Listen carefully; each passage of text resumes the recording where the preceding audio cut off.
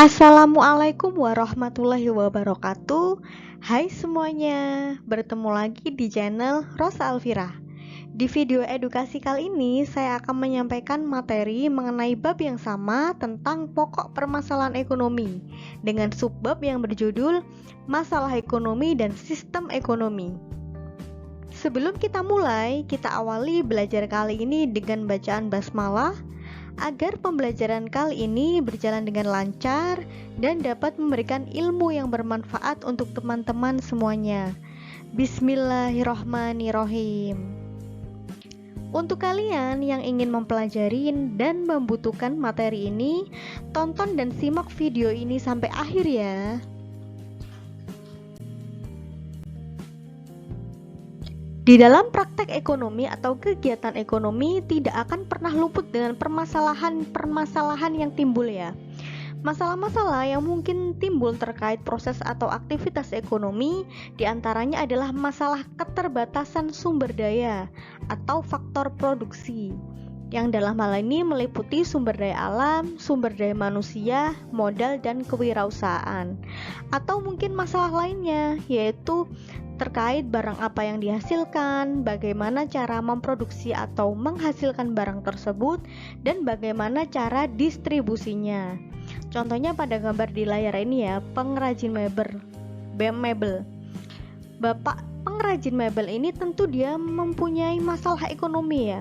Salah satunya misalkan adanya masalah bahan baku yang terbatas seperti ketersediaan kayu jati tua, sehingga menimbulkan masalah.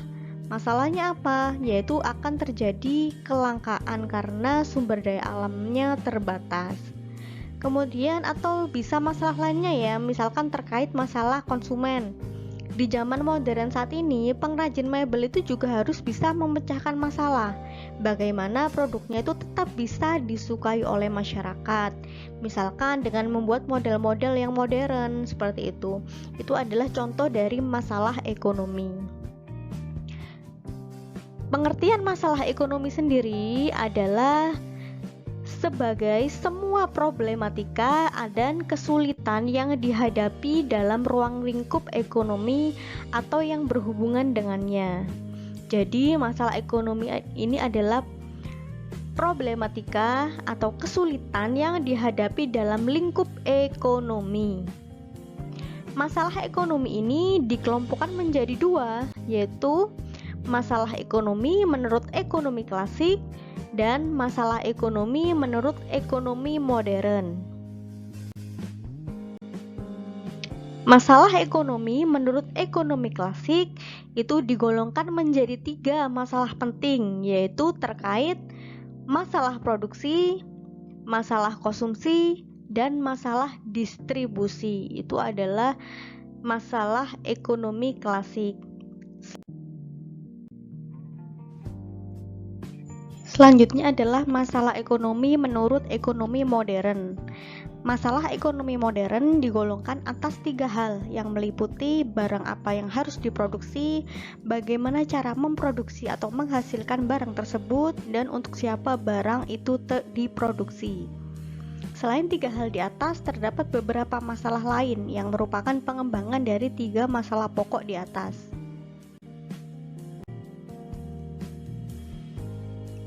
Yang pertama adalah tentang barang apa yang harus dihasilkan. Barang atau jasa apa yang harus dihasilkan oleh suatu perekonomian sangat ditentukan oleh tersedianya sumber daya ekonomi serta selera masyarakat yang didukung oleh daya beli. Jadi di sini produsen harus mempertimbangkan apakah faktor produksinya atau sumber dayanya itu memadai atau tersedia.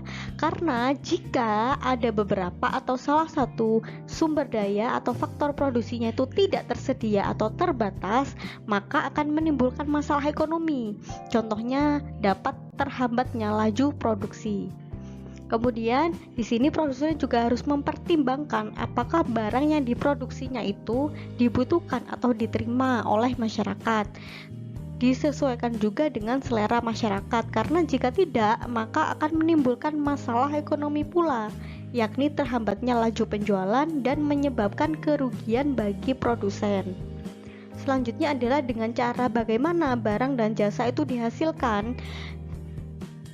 Dalam hal ini, teknis atau cara yang digunakan dalam menghasilkan barang atau jasa itu harus efisien, di mana bisa menciptakan barang atau jasa sebanyak-banyaknya dengan menggunakan sumber daya seminimal mungkin. Hal ini sesuai ya dengan prinsip ekonomi tentang kegiatan produksi. Jika perekonomian kurang memperhatikan hal ini, maka akan menimbulkan masalah ekonomi. Contohnya, biaya produksi lebih besar daripada penjualan atau hasil penjualannya, sehingga menyebabkan kerugian bagi produsen. Selanjutnya adalah bagaimana barang dan jasa itu didistribusikan. Dalam hal ini, distribusi ini juga tak luput ya dari masalah ekonomi. Di antaranya sering terjadi distribusi yang tidak merata, sehingga kesejahteraan tidak sama di antara setiap individu atau kelompok. Selain itu, contoh sederhananya adalah misalkan para pedagang yang ada di pedesaan ya, yang menjual hasil kebunnya. Itu tentu dia juga mempunyai masalah ekonomi, karena rata-rata ini pedagang di pedesaan itu menjual produknya itu di daerah perkotaan. Untuk mendistribusikan produk mereka ke kota itu tentu harus mengeluarkan pengorbanan yang cukup besar, yakni dari faktor jangkauan lokasi yang jauh, serta sulitnya atau mungkin terbatasnya alat transportasi yang tersedia. Kemudian, apakah faktor produksi dalam perekonomian telah digunakan sepenuhnya? Faktor produksi yang digunakan dalam perekonomian seringkali menimbulkan masalah dengan adanya ketidaksempurnaan pasar, contohnya masalah ketimpangan atau tidak bertemunya permintaan dan penawaran terhadap tenaga kerja. Oleh karena itu, di sini produsen harus mengevaluasi faktor produksinya ya, apakah sumber daya alam yang digunakan untuk aktivitas produksi ini memadai atau tersedia, atau apakah sumber daya manusianya itu memadai, salah satunya agar tidak terjadi ketimpangan terhadap tenaga kerja seperti yang baru saja disebutkan. Apakah daya beli masyarakat itu tidak menyusut? Masalah ini sering terjadi karena adanya kenaikan barang atau jasa yang terus-menerus, sehingga menyebabkan turunnya daya beli masyarakat. Masalah terkait ini harus diatasi dan dipecahkan oleh perekonomian, karena peningkatan daya beli masyarakat itu mendukung berkembangnya suatu perekonomian.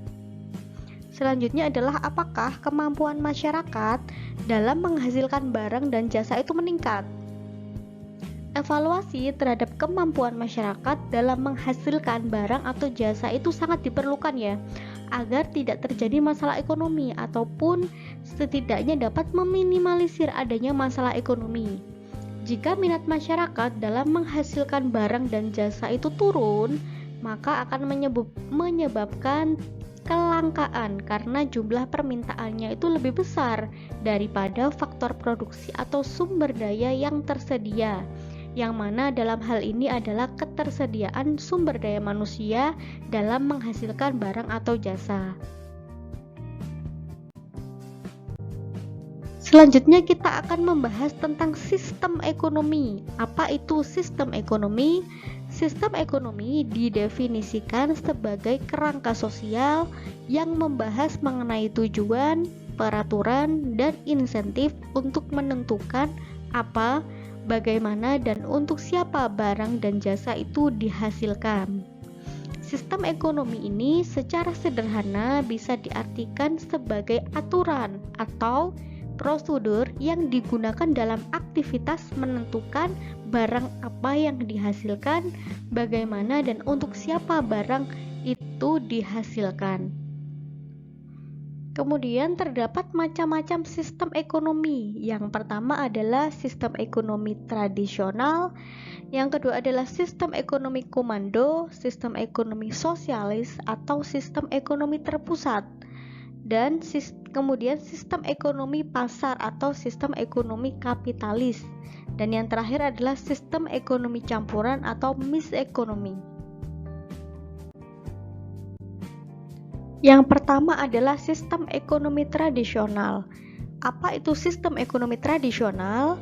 Sistem ekonomi tradisional adalah sistem ekonomi yang bergantung pada sumber daya alam atau sistem ekonomi yang menjunjung tinggi nilai dan praktek sosial, kebudayaan, serta kebiasaan yang menentukan apa, bagaimana, dan untuk siapa barang dan jasa itu dihasilkan. Jadi, sistem ekonomi tradisional ini, barang yang dihasilkan itu adalah pada sumber daya alam yang tersedia di sekitar. Kemudian dihasilkan dan dikelola secara sederhana atau secara tradisional, menurut kebiasaan, tradisi, atau budaya nenek moyang secara turun-temurun. Dan hasilnya itu rata-rata atau mayoritas dikonsumsi oleh diri sendiri dan masyarakat dalam lingkup yang kecil seperti keluarga atau warga sekitar. Terdapat ciri-ciri, kelebihan maupun kekurangan dari sistem ekonomi tradisional. Ciri-ciri sistem ekonomi tradisional sebagai berikut, yakni pembagian kerja belum ada. Karena di sini tidak seperti perusahaan ya, jika sudah ada pembagian kerja kepada karyawannya. Jika di sistem ekonomi tradisional itu tidak ada, karena rata-rata yang mengolah itu adalah individu dan keluarga. Kemudian peran masyarakat dalam berusaha itu masih kurang, dan produksi masih terbatas, ditentukan sesuai kebutuhannya saja. Jadi dia melakukan aktivitas produksi itu sesuai kebutuhannya saja. Misalkan untuk makan sehari-hari, ya dia melakukan aktivitas produksi tersebut untuk itu. Kemudian terdapat pertukaran secara barter, yang mana barter ini adalah proses atau aktivitas jual beli menggunakan barang dengan cara menukar barang seperti itu ya. Contohnya di gambar di samping ini adalah proses barter di antara rempah-rempah dan ikan. Jadi dibarter antara rempah-rempah dan ikan gitu ya. Kemudian teknologi yang digunakan ini masih sederhana. Ini dilihat dari tradisi dari kegiatan nenek moyang, teknologi yang digunakan oleh nenek moyang dan kebiasaan-kebiasaan yang terdapat pada individu tersebut. Kemudian hidup terutama dari sektor agraris, di mana sektor agraris ini adalah kegiatan produksi yang memanfaatkan tanah atau mungkin lahan sebagai faktor utama untuk produksi. Kemudian kelebihan dari sistem ekonomi tradisional itu tidak terjadi persaingan ya, karena memang yang mengolah adalah individu atau keluarga dan tujuannya hanya untuk memenuhi kebutuhan pokok saja, kebutuhan untuk makan dan kebutuhan yang dia butuhkan. Kemudian tidak terjadi konflik dan cukup aman karena anggota masyarakat tidak dibebani oleh target-target yang harus dicapai. Kalau di dalam perusahaan itu dia mempunyai target, sama dengan individu juga mempunyai target untuk makmur atau untuk lebih. Namun di dalam sistem ekonomi tradisional ini masyarakatnya tidak dibebani dengan target-target tersebut karena dia bekerja atau melakukan aktivitas ekonomi itu untuk mencukupi kebutuhan hidup saja, untuk makan sehari-hari seperti itu. Kemudian tidak menimbulkan tekanan jiwa bagi masyarakat. Sedangkan kekurangan dari sistem ekonomi tradisional adalah masyarakat bekerja semata-mata itu untuk memenuhi kebutuhan hidup dan bukan untuk meningkatkan kesejahteraan. Mereka memenuhi kebutuhannya itu hanya untuk hidup, melangsungkan kehidupannya, dan bukan untuk meningkatkan kesejahteraan atau kemakmuran secara lebih. Kemudian kegiatan ekonomi dilakukan semata-mata untuk kebutuhan dasar atau kebutuhan pokoknya saja, sehingga tidak untuk mencari keuntungan atau hal-hal yang lebih. Kemudian kecil sekali terjadi perubahan yang dapat mengangkat derajat kehidupan masyarakat karena mereka menganggap bahwa perubahan itu dianggap tabu atau merusak kehidupan mereka. Kemudian tidak memperhitungkan efisiensi penggunaan sumber daya secara maksimal.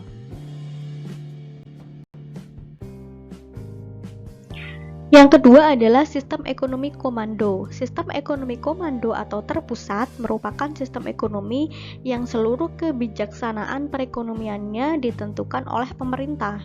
Jadi semua aspek dalam kegiatan ekonomi itu dimiliki, ditentukan, dan diatur oleh pemerintah, mulai dari peraturan-peraturan kegiatan ekonomi, kepemilikan sumber ekonomi, dan sebagainya. Terdapat ciri-ciri, kelebihan, dan kekurangan dari sistem ekonomi komando. Ciri-ciri sistem ekonomi komando sebagai berikut, yakni perencanaan ekonomi, kegiatan produksi, dan pengawasan secara terpusat oleh pemerintah. Kemudian sumber ekonominya, tanah, alat produksi, dan perusahaan itu semua milik pemerintah. Jadi tidak ada milik perorangan atau kelompok, semua dikuasai oleh pemerintah. Kemudian tidak ada milik perorangan kecuali barang-barang yang sudah dibagikan oleh pemerintah. Misalkan pemerintah memberikan barang kepada si A, maka barang itu sudah milik si A atas pemberian atau melewati pemberian dari pemerintah. Kemudian jenis pekerjaan dan pembagian kerja itu sudah diatur oleh pemerintah. Jadi masyarakat tidak perlu khawatir tidak mendapatkan pekerjaan. Dan masalah pengangguran itu tidak ada karena semuanya sudah dibagi dan diatur oleh pemerintah. Kemudian kebebasan individu dalam berusaha ini tidak ada. Dan harga tingkat bunga itu juga ditetapkan oleh pemerintah. Kemudian kelebihan dari sistem ekonomi komando ini adalah pemerintah bertanggung jawab penuh terhadap perkembangan ekonomi masyarakat. Kemudian kebutuhan rakyat itu terpenuhi secara menyeluruh dan merata karena distribusinya itu diatur oleh pemerintah. Dan tidak ada kelas di dalam masyarakat, kelas si miskin dan kelas si kaya, tidak, karena semuanya itu kelas pekerja pemerintah dan semuanya itu sama. Kemudian krisis ekonomi ini jarang terjadi karena semua masalah ekonomi ini diatur dan dikendalikan oleh pemerintah. Seperti inflasi, itu juga tidak akan terjadi adanya inflasi karena sudah diatur dan dikendalikan oleh pemerintah. Kemudian kekurangannya adalah inisiatif dan kreativitas perorangan dalam sistem ekonomi terpusat tidak dapat berkembang sehingga menghambat kemajuan bidang ekonomi dan teknologi. Jadi di sini cara berpikir masyarakatnya itu jadi datar-datar aja ya, karena tidak ada mindset atau dorongan untuk menjadi lebih dan berkembang karena semua itu sudah dijamin dan diatur oleh pemerintah. Sehingga hal ini akan mengubur kreativitas dan inovasi dari masyarakat. Sebagai manusia ini juga hal ini juga merupakan salah satu tekanan ya, karena pada dasarnya hakikat dari diri manusia itu ingin selalu lebih, ingin menjadi lebih gitu ya. Jadi mereka itu punya keinginan atau hasrat untuk bereksplorasi. Kemudian hak milik perorangan tidak untuk diakui. Dan kebebasan pribadi sangat terbatas karena setiap orang itu diminta untuk taat melaksanakan keputusan dan perintah yang ditetapkan oleh pemerintah. Informasi tidak akurat karena panjangnya jalur birokrasi. Yang ketiga adalah sistem ekonomi pasar. Apa itu sistem ekonomi pasar? Sistem ekonomi pasar merupakan sistem ekonomi yang berlandaskan pada kebebasan individu maupun perusahaan dalam menentukan berbagai kegiatan ekonomi. Jadi di sini segala aspek ekonomi dikendalikan atau dijalankan oleh individu maupun perusahaan yang meliputi penentuan harga, prosedur jual beli, kepemilikan atas sumber ekonomi itu semua dimiliki oleh individu maupun perusahaan masing-masing. Terdapat ciri-ciri, kelebihan maupun kekurangan dari sistem ekonomi pasar. Ciri-ciri dari sistem ekonomi pasar yaitu semua alat dan sumber produksi ini bebas dimiliki oleh perorangan, kelompok masyarakat atau perusahaan. Pemerintah di sini tidak ikut campur secara langsung dalam kegiatan ekonomi karena sudah dikendalikan dan dijalankan oleh perorangan atau individu atau kelompok seperti perusahaan ya. Kemudian kegiatan ekonomi di semua sektor ini dilakukan oleh masyarakat atau swasta. Setiap orang diberi kebebasan dalam memakai barang dan jasa. Modal memegang peranan penting dalam kegiatan ekonomi. Di sini jika individu mempunyai modal yang lebih, mereka akan lebih mudah dalam menjalankan kegiatan ekonomi, maupun dan sebaliknya. Jika mereka kekurangan modal atau tidak ada modal, maka ini akan menghambat kegiatan ekonomi mereka sehingga berdampak pada kesejahteraan. Kemudian adanya persaingan antar pengusaha. Di sini jelas ya, karena mereka saling berlomba-lomba untuk mencapai kesejahteraan. Kemudian kelebihan dari sistem ekonomi pasar. Setiap individu ini memiliki kebebasan untuk mengatur kehidupan ekonomi sesuai dengan bakat dan kemampuan masing-masing.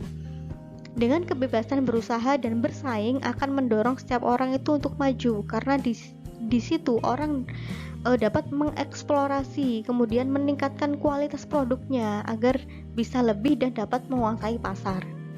Kemudian hak milik diakui dan adanya kebebasan melakukan segala sesuatu dianggap baik bagi kepentingan pribadi. Kreativitas mencari keuntungan menjadi lebih tinggi. Persaingan dalam sistem ekonomi pasar dapat memproduksi berbagai macam barang yang kualitasnya itu sesuai dengan kebutuhan pasar, sehingga konsumen dapat memperoleh barang dan jasa sesuai dengan keinginan mereka. Kemudian kekurangan dari sistem ekonomi pasar. Kebebasan bersaing ini mengakibatkan yang kuat menindas dan yang lemah yang lemah akan lemah, karena di sini terjadi diskriminasi ya antara si kaya dan si miskin.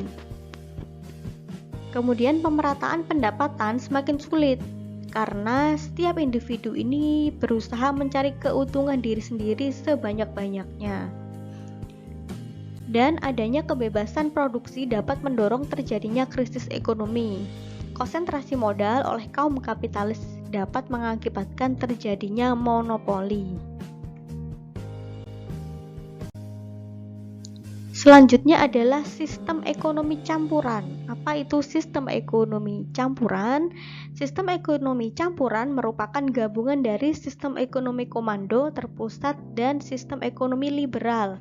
Pada sistem ekonomi ini, baik pihak pemerintah maupun swasta itu memiliki peran yang sama dalam sektor perekonomian. Jadi di sini segala aspek ekonomi dijalankan oleh pemerintah dan perusahaan.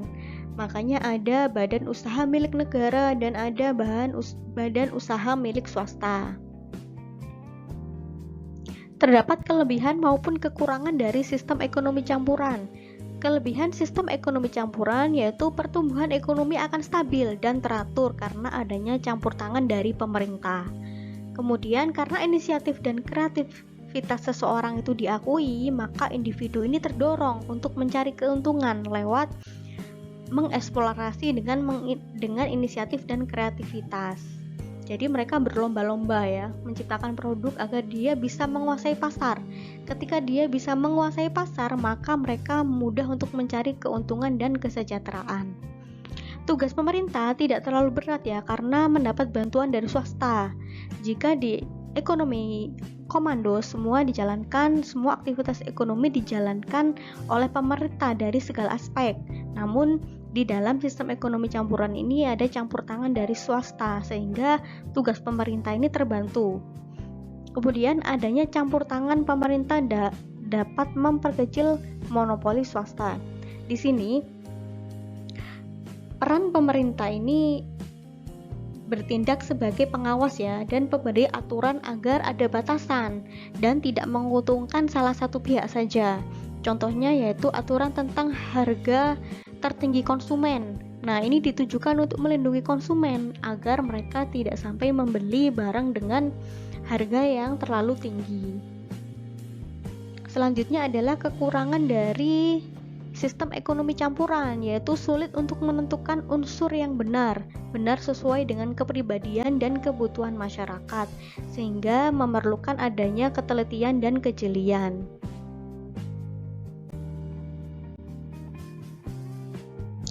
Nah, jika kalian sudah memahami 4 sistem ekonomi tadi, kalian tentu bisa menyimpulkan ya sistem ekonomi apa yang dipakai di negara kita, Indonesia. Yuk kita ketahui dan pelajari sejarah sistem ekonomi yang pernah ada di Indonesia.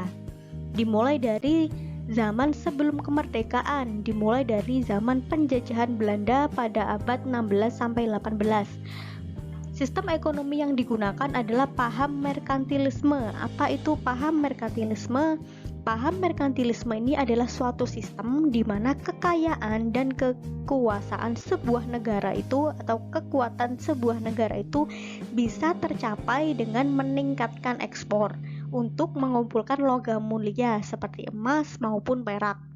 Kemudian pada zaman penjajahan Inggris tahun 1811 sampai 1816, sistem ekonomi yang digunakan adalah sistem tanam paksa dan sistem ekonomi pintu terbuka yaitu liberal.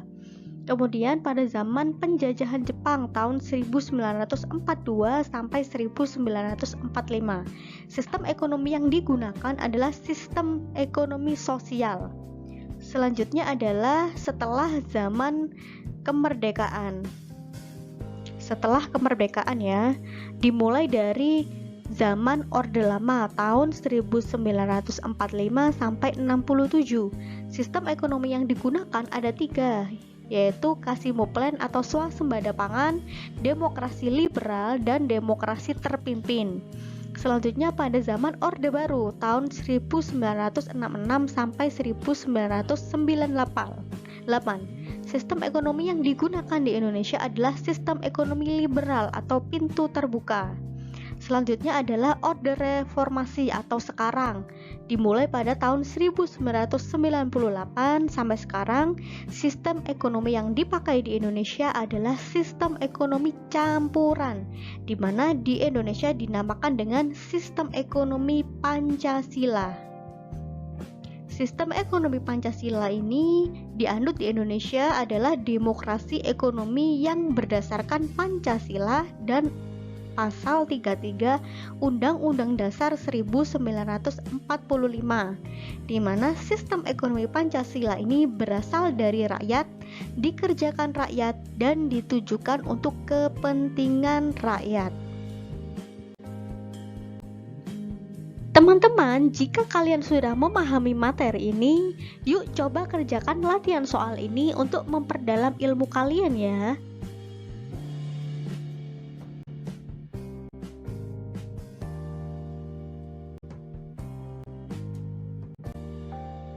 Nah, itu dia materi yang bisa saya sampaikan terkait pokok permasalahan ekonomi dengan subbab bagian 2 berjudul Masalah Ekonomi dan Sistem Ekonomi. Sebelum menutup video ini, saya sarankan untuk jangan lupa subscribe channel ini dan nyalakan tombol loncengnya agar kalian tidak ketinggalan notifikasi materi-materi terkait ilmu ekonomi dan bisnis yang pastinya bermanfaat ya. Kita akhiri pembelajaran kali ini dengan bacaan hamdalah. Alhamdulillah. Terima kasih. Wassalamualaikum warahmatullahi wabarakatuh.